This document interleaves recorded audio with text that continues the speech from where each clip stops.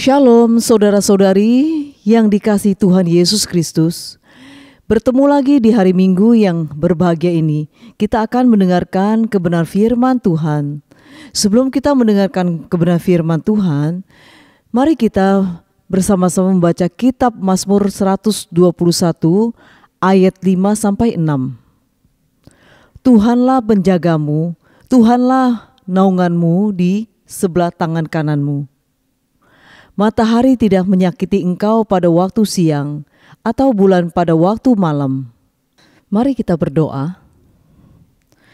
Tuhan, kami tahu bahwa hari ini sebagai hari yang Engkau anugerahkan kepada kami, bukanlah hari yang biasa.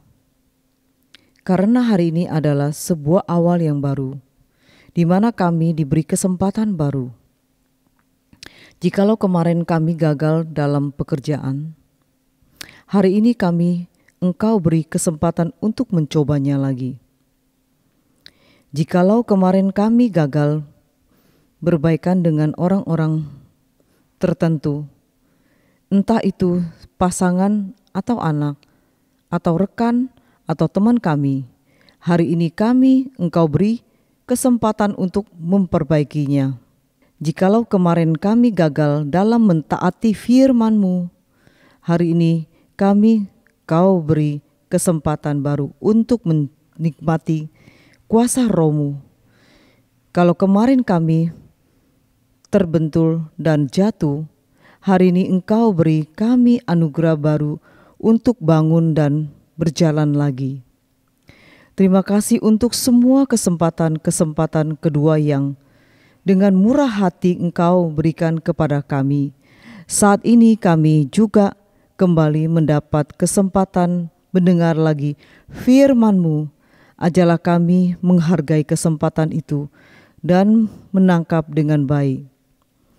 Kami bersyukur dan kami berdoa di dalam nama Tuhan Yesus.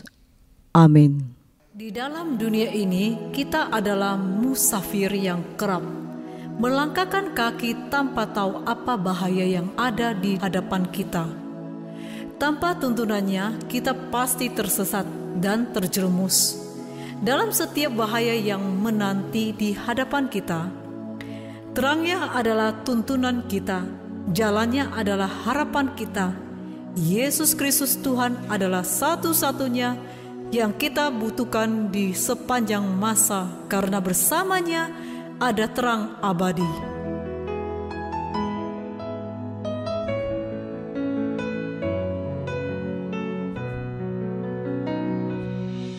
Jika aku berada dalam kesesakan, Engkau mempertahankan hidupku ini, dan tangan kanan-Mu menyelamatkan aku. Yesus akan menyelesaikan bagiku. Ku bersyukur buat kasih-Mu yang tak pernah berubah. Ku bersyukur buat kebaikan-Mu sekarang dan selama-lamanya.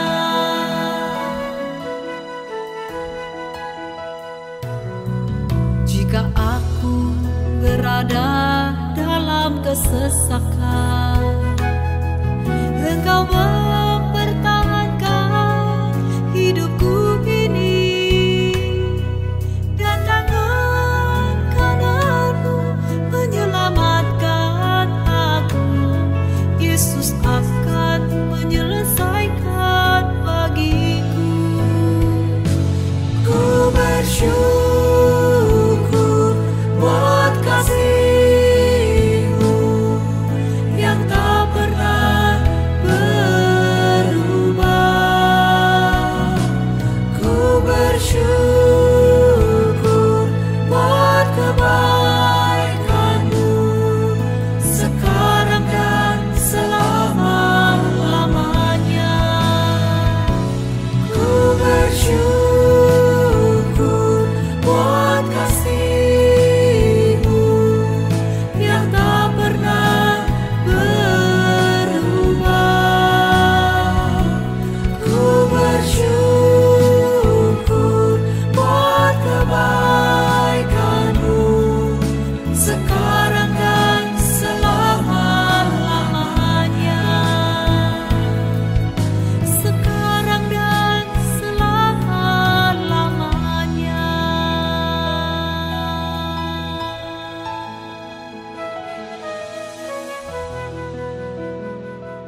Mari saudara-saudari yang terkasih di dalam Yesus Kristus, kita tundukkan kepala untuk berdoa.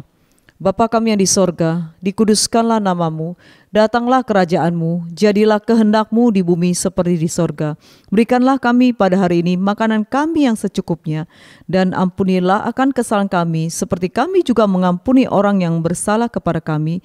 Dan janganlah membawa kami ke dalam pencobaan, tetapi lepaskanlah kami daripada yang jahat, karena Engkau yang punya kerajaan dan kuasa dan kemuliaan sampai selama-lamanya. Amin. Mari kita mengaku pengakuan iman rasuli. Aku percaya kepada Allah, Bapa yang Maha Kuasa, Kalib langit dan bumi, dan kepada Yesus Kristus anaknya yang tunggal Tuhan kita, yang dikandung dari Roh Kudus, lahir dari anak darah Maria, yang menderita sengsara di bawah pemerintah Pontius Pilatus, disalibkan, mati dan dikuburkan, turun ke dalam kerajaan maut. Pada hari ketiga bangkit pula dari antara orang mati, naik ke surga, duduk di sebelah kanan Allah, Bapa yang Maha Kuasa, dan dari sana ia akan datang untuk menghakimi orang yang hidup dan yang mati. Aku percaya kepada Roh Kudus, gereja yang kudus dan persekutuan orang kudus, pengampunan dosa, kebangkitan tubuh dan hidup yang kekal. Amin.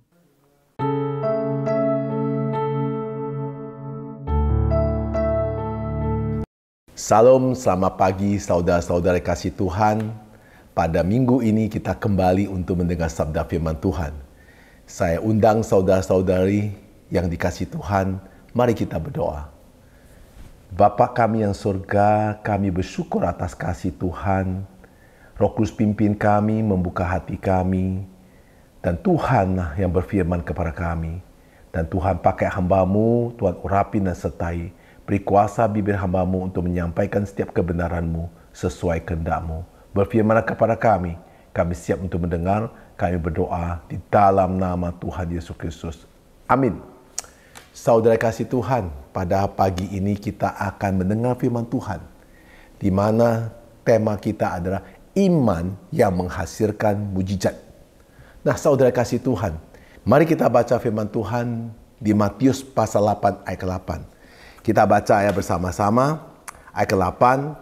Tetapi jawab perwira itu kepadanya, Tuan, aku tidak layak menerima Tuan di dalam rumahku. Katakan saja sepatah kata, maka hambaku itu akan sembuh. Mari kita baca satu ayat lagi di Roma pasal 1 ayat 17. Ayat ke-17.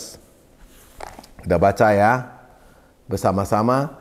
Sebab di dalamnya nyata kebenaran Allah yang ditolak dari iman dan memimpin kepada iman. Seperti ada tertulis, orang benar akan hidup oleh iman. Amin, saudara-saudara kasih Tuhan. Di dalam jalani kehidupan ini, seorang harus hidup dalam iman. Percaya bahwa Tuhan sanggup melakukan segala sesuatu. Ini bukan hanya saja sekedar percaya di mulut kita saja, tetapi harus dibuktikan melalui perbuatan-perbuatan kita. Kita lihat apa yang ditulis oleh firman Tuhan. Kita lihat di mana iman seorang perwira yang datang kepada Yesus menjadi satu contoh untuk orang Kristen yang pada masa kini, saudara kasih Tuhan. Iman yang sebesar seorang perwira itu menghasilkan mujizat atas hambanya. Ia percaya bahwa Yesus sanggup melakukan apapun. Ketika perwira itu datang kepada Yesus, dia berkata, Tuhan, Engkau cukup berfirman dengan satu kata, maka hambaku itu akan sembuh. Nah saudara dikasih Tuhan, mendengar pemberitaan firman Tuhan harus ditangkapi dan kerjakan dengan sungguh-sungguh supaya menghasilkan iman yang mendatangkan mujizat.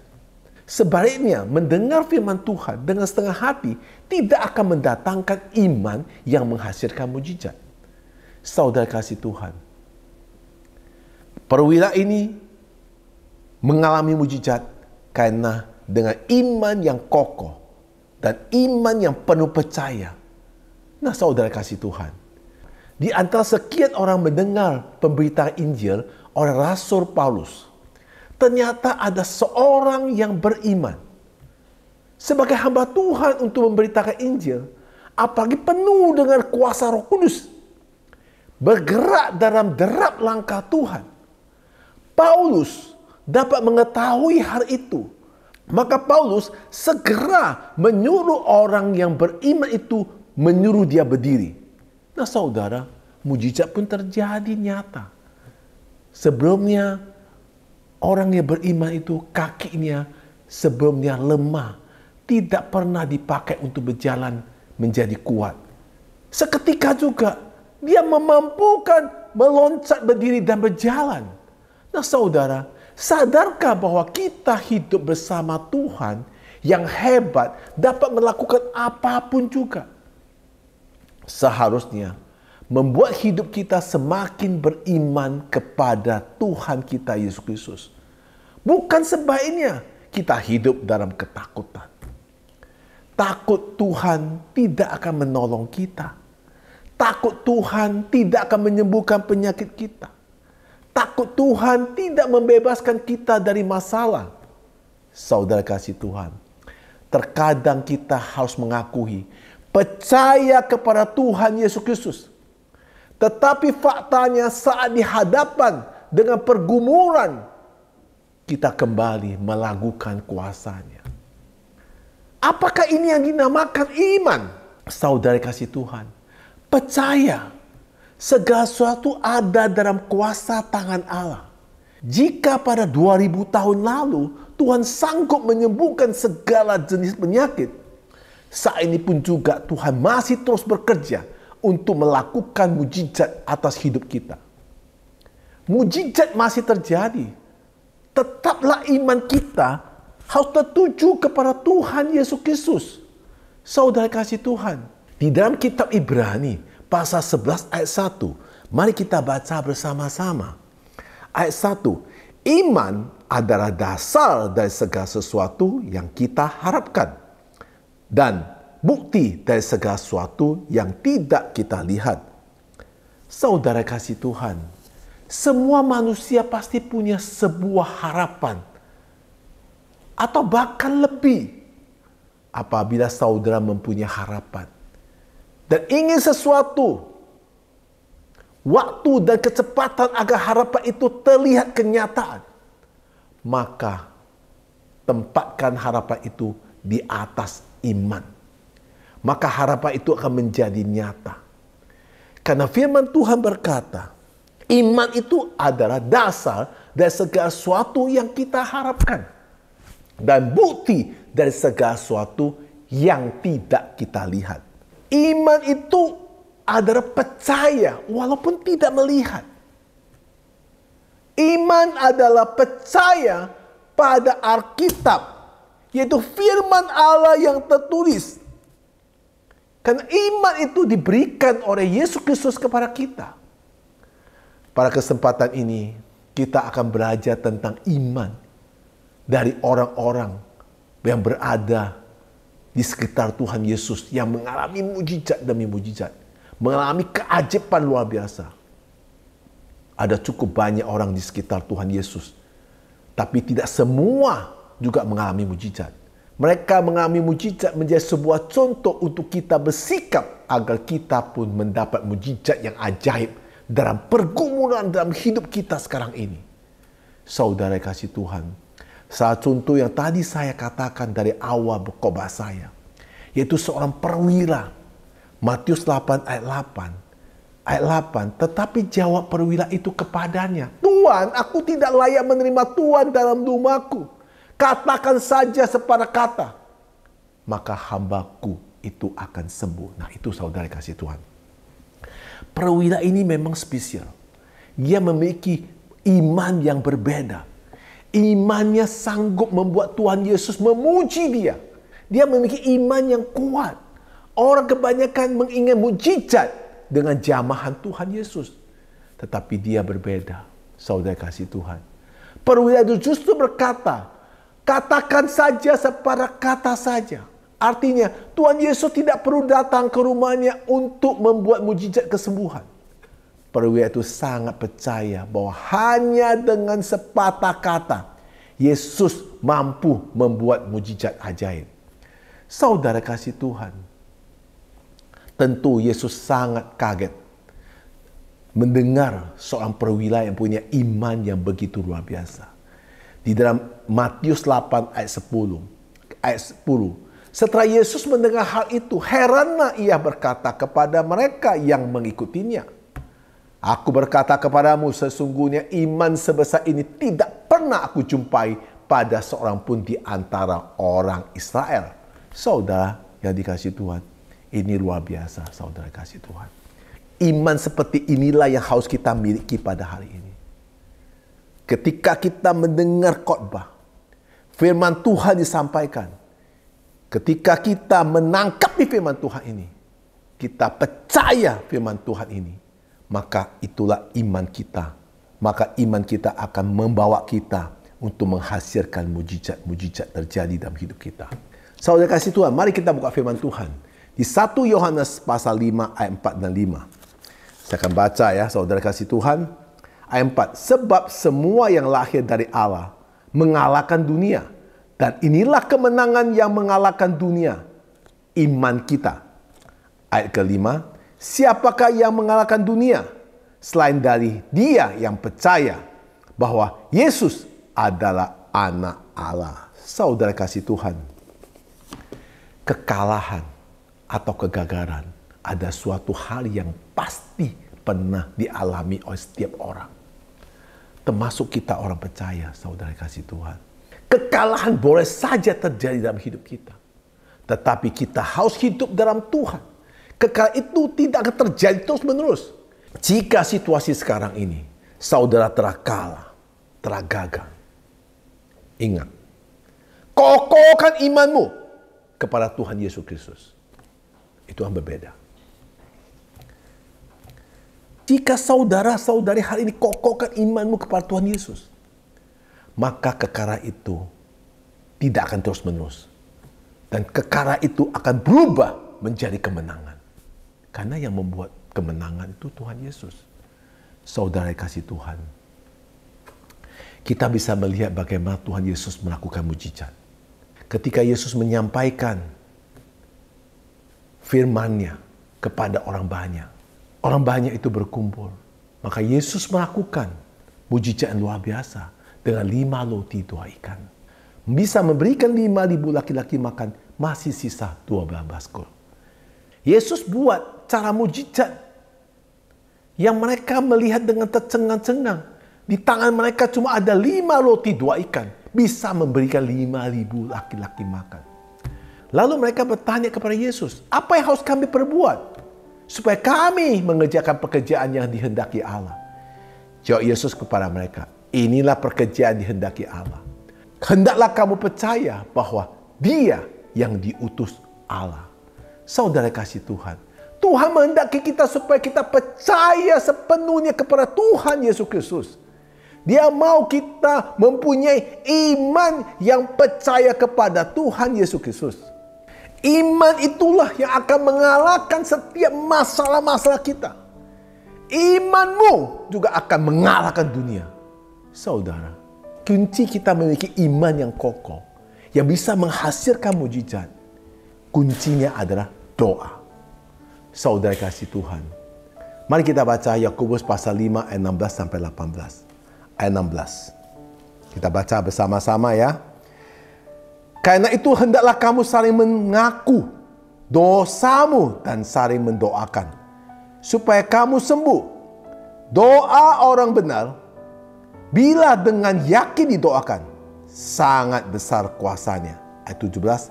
Elia adalah manusia biasa sama seperti kita, dan ia telah bersungguh-sungguh berdoa supaya hujan jangan turun, dan hujan pun tidak turun di bumi selama 3 tahun dan 6 bulan.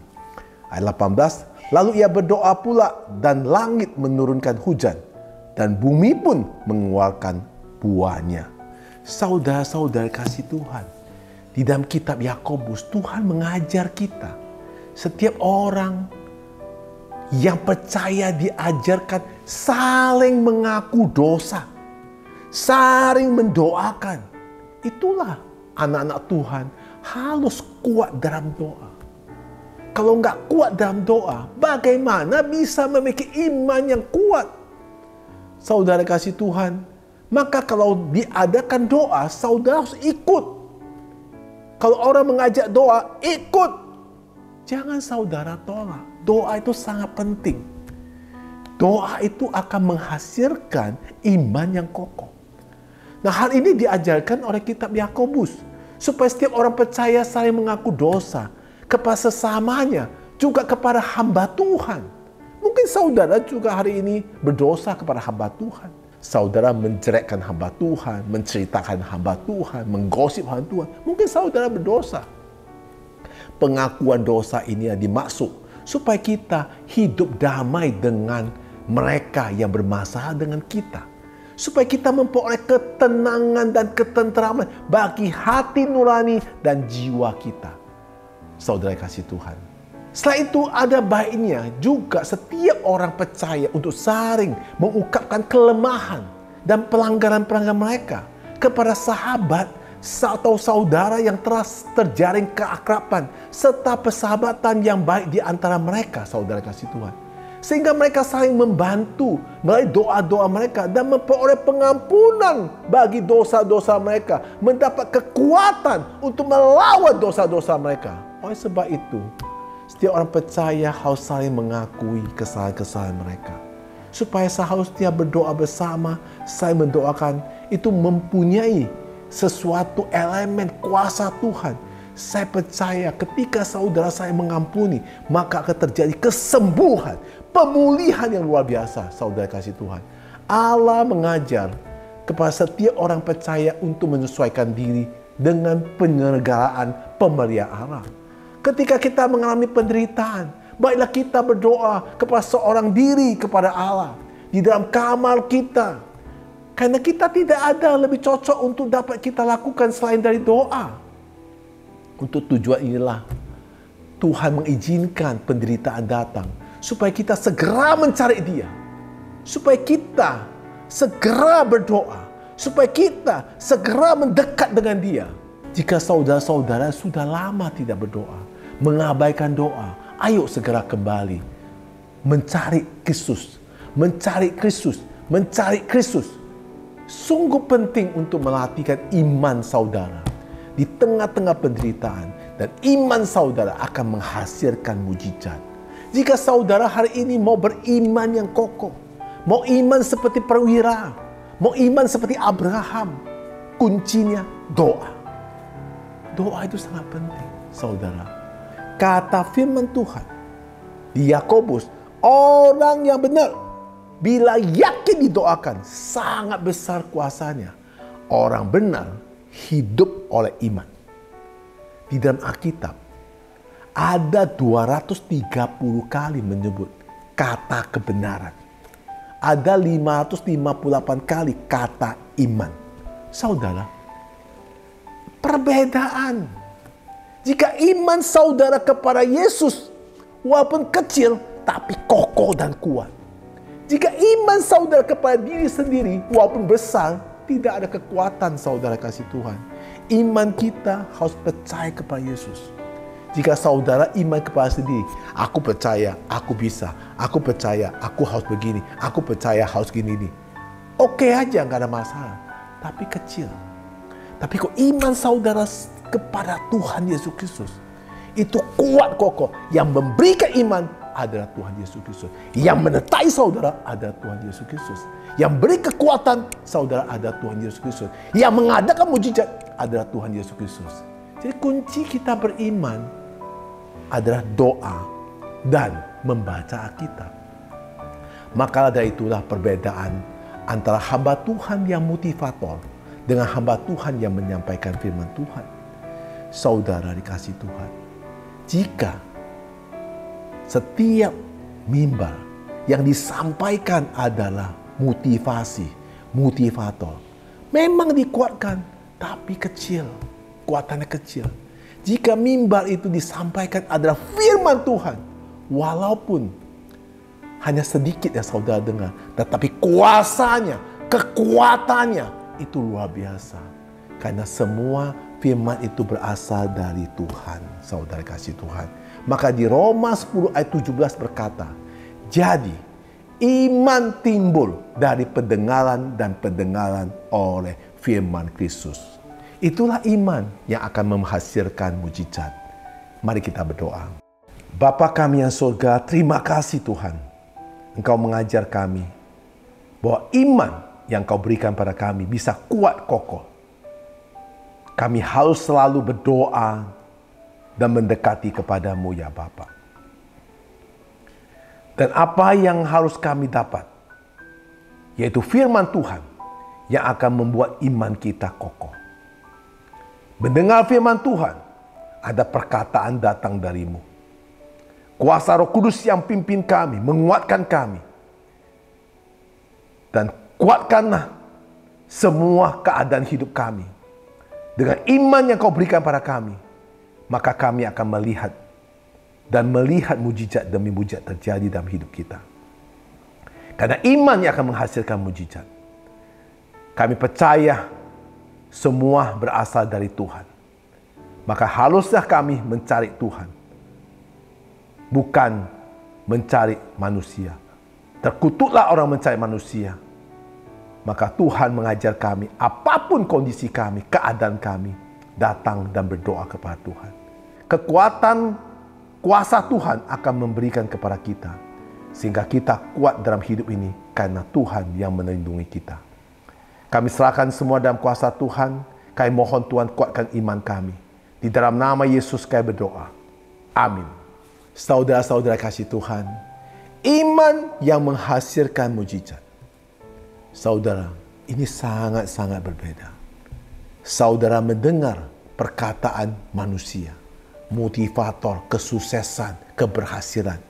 Saudara kuat, betul. Tapi iman saudara kecil. Saudara dengar firman Tuhan, perkataan-perkataan Tuhan Yesus, yaitu firman Allah. Walaupun saudara dengarnya sepotong-potong, tetapi firman itu akan memberikan kepada saudara iman yang saudara yang kuat dan kokoh.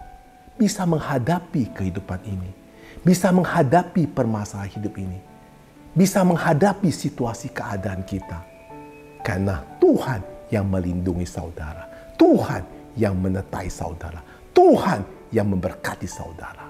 Ayo mari kita kuatkan iman kita. Seperti seorang perwira yang ditulis oleh Alkitab.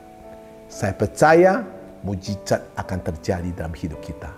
Tuhan Yesus memberkati.